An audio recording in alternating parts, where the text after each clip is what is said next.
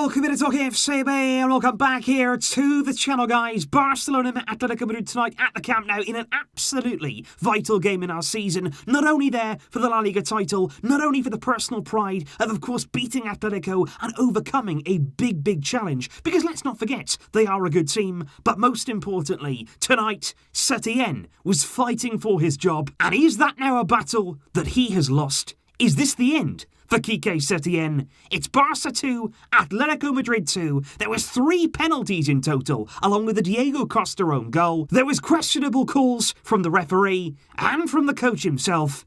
And in today's video, we are talking about it as Barcelona fall flat once again. Because this right here, as we spoke about before the game, was how Setién elected to line up against Atletico Madrid, and the surprise was that he actually named their 4 midfielders in the centre of the field. It was Busquets there and Rakitic sitting in very deep roles in midfield, with Arturo Vidal there being deployed as part of the forward line in many ways. He was trying to get into the box, get on the end of things, but I have to say, Arturo Vidal was not good today. How he lasted the 90 minutes, it is absolutely beyond me. I thought Riqui Puig, the way that Setién put his faith in him, like I said before the game, I respect him for that. I appreciate the work that he's done with Riqui Puig, because by far and away, he was one of our most exciting players. One of the brightest parts of this team was all about Riqui Puig, who was everywhere in the full 90 minutes tonight and against a great team. But of course, the criticism comes there of Setién in terms of those subs once again. We saw it against Sevilla where he delayed it, and he didn't really make the decisions there, which changed the game in our favour. He brought Sergio Roberto on for Ivan Rakitic after 63 minutes, but it took him ages then to make another sub, and he only brought in Ansu Fati with 5 minutes to go, and Griezmann got barely seconds on the field against his former side.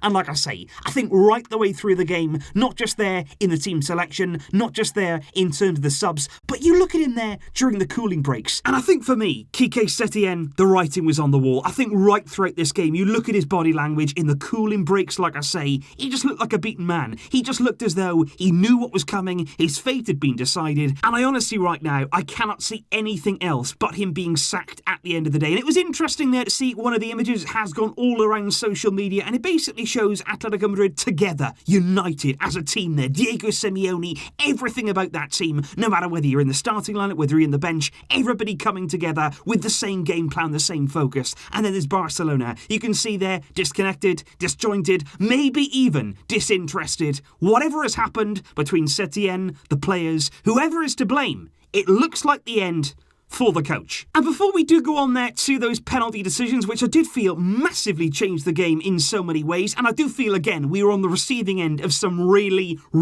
debatable calls, I just want to talk here about not just Setién, because even if you take out the coach, you're still going to have the same player, just like we saw there with Valverde and now with Setién. And what I want to highlight here is how slow this team is, and that really hit me tonight. Yeah, I've known that for a while. I know that we have players in our team who aren't exactly athletic, and the lack of wingers tonight, and the lack of wingers at the club in general, is something that has hampered us for quite some time. But we are so slow. I would say actually right now, of the top elite clubs, we're the slowest out there. Because time and time again tonight, Atletico Madrid did something they very rarely do against Barcelona, because they actually came out and played. They were throwing players forward, they were trying to attack, and on several occasions, we had the chance there to counter-attack. There was Luis Suarez, who was finding space, who was finding time, who had a real opportunity there to run in behind the defence and actually get through on goal. But we're so slow. We're nowhere near actually breaking into that space. It was exactly the same there when Lionel Messi played in Arturo Vidal. You're looking for somebody there to take the ball and just get beyond Atletico. But it doesn't happen. We don't have enough players there who can actually carry the ball, who can actually make a run there into that space. I thought Riqui Puig tonight, like I say, was one of our best players by a country mile. He's one of the only players there in that team who really has that spark, that energy to go about his game and actually take the game to Atletico Madrid. And tonight, it wasn't just about Setién there, not taking off Suarez, not taking off Vidal, not making the subs, because you've also got to look, where was the urgency out there from the players too? I think in those final minutes, not only did Setién not make those changes, which like I say, he will come into criticism for, and rightly so,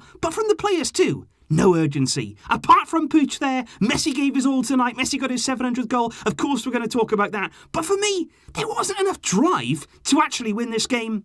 and maybe that's the way they wanted it. But okay, if we do talk about those very dubious refereeing decisions, because on 12 minutes, Lionel Messi's brilliant corner kick, it was whipped in there with real pace, a lot of curl on the ball, it took Diego Costa by surprise, he misjudged the bounce, and before you know it, it's past Jan Oblak, and Barcelona have a very, very big lead, courtesy there of our former fan favourite, own goal. We had the lead, that was all good, but just 5 minutes later, there was a challenge there, ridiculous tackle by Arturo Vidal on Yannick Carrasco. He wins his first penalty of the game, and it wouldn't be his last, and it was a bad tackle from Vidal, a perfectly fine penalty, no question about that. Diego Costa steps up there to take the penalty, Ter Stegen guesses right, goes down to his left, brilliant save, but it's not, because the referee there, after receiving instruction from VAR, actually ensures the penalty is retaken, and Atletico Madrid change their taker, Saul steps up, and he scores. And I would just like to say there, have we seen right throughout this season that rule about keeping 1 foot on the line there from penalty kicks? Have we seen that enforced? Because I have not seen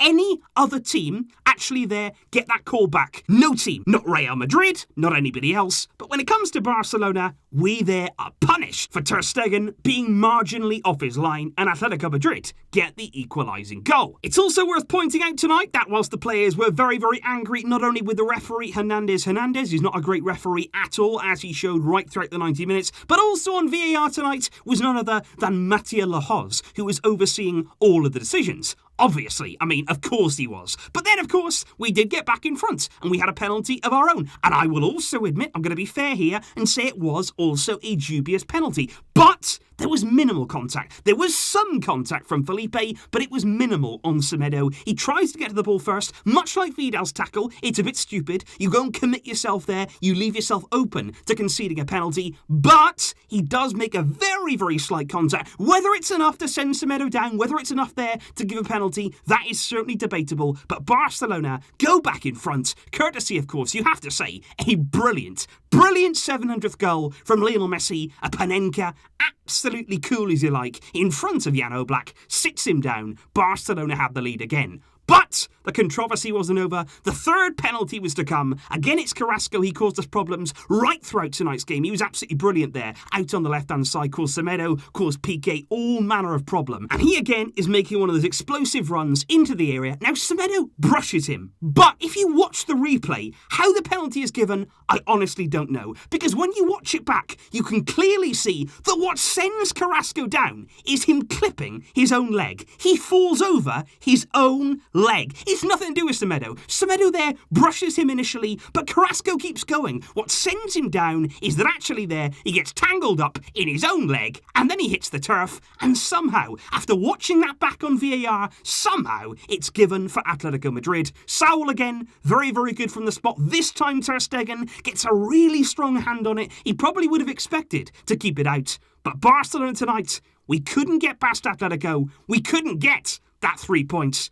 And like I say, it just feels right now, with the way the result has gone, with the way the performance went, I don't think we were convincing. I didn't feel as though the players were all in tonight. I didn't feel as though they were doing everything in their power to get their result for their coach. I think right now, there's a clear divide. What we've spoken about the past few days has certainly come true. Setién looks set to be on his way, and so do our title hopes. I do want to finish though with some positivity, guys, because yes, the title may be gone, and yes, Setién may be on his way, but what I do want to say is this. Ricky Puig tonight was an absolute diamond in that midfield. There was a moment there throughout the game, he was skipping past Atletico, and the one thing that's levelled at Puig is that he's not physical enough, he's not strong enough, he's not big enough, and surely here, he's not a player who can actually be in a top team because he can be bullied, and that's the expectation of many people tonight coming into the game against a physical team like Atletico Madrid. But you know what? He was superb. He was gliding past Thomas Partey, he was evading the challenges of the really vicious Atletico Madrid team they were, and it just shows if you've got the quality, if you're good enough, if you're talented enough, doesn't matter what you look like, doesn't matter how tall you are, doesn't matter how slender you are, Ricky Puig, for me, is destined for the very, very top. And all that I hope is, if Setién does indeed get the sack, like I said before, I'll be very, very grateful for what he's done with Ricky. He's put real faith in him. He's started him in these big, big games. And I just hope that whoever comes in, whether it be Pimienta or somebody else, they have to keep that faith in this young man, because he's brilliant. He is the future, And he's one of the few players in our team who can take the ball, who can carry it, who can show energy, and most importantly, just excite us once again. That's what we've all wanted. That's all we want. But tonight, once again, Barcelona haven't made it happen. And the analysis and all of the fallout, it's still to come, guys. Believe me, I'm sure in the Spanish media, in the days to come, in the hours to come this evening, there's going to be big reports coming out. We'll wait and see what happens. Leave your thoughts in the comments down below. What did you make of that tonight? Do you believe this is the end of the road for Quique Setién? Let me know all your thoughts. Thanks for watching, even despite the circumstances. I'll see you soon. But until next time, as always, Visca el Barça!